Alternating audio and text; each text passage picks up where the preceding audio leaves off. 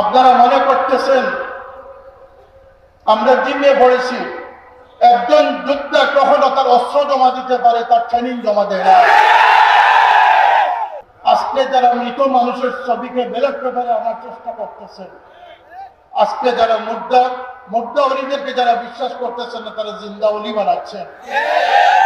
আপনারা আজকে এই 15 মাসে আমি জানতে চাই, জাতি জানতে চাই ইসলামী শিক্ষার জন্য কি অবদান রেখেছে।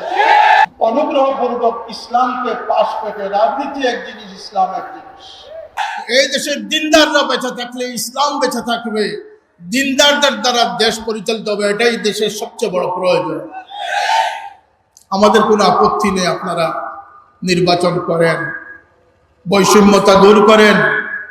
যে বৈষম্যতা আন্দোলনে আমার তালামিজের কর্মীরা মিথ্যা অপবাদ দেওয়া হয় তালামিজের উপরে, আমি ব্যতীত কেউ সেটার প্রতিবাদ করার সাহস নাই।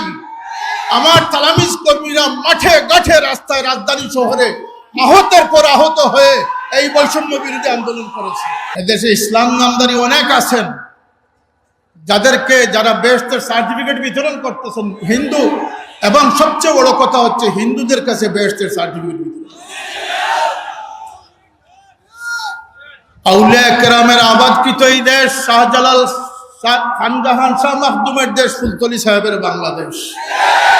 এই দেশে কোনো ইজম, কোনো বস্তা পচা ইজম নিয়ে ইসলামের ঠিকাদারি করার দায়িত্ব মর্দে মুমিনরা বেঁচে থাকতে কারো হাতে অর্পণ করবে।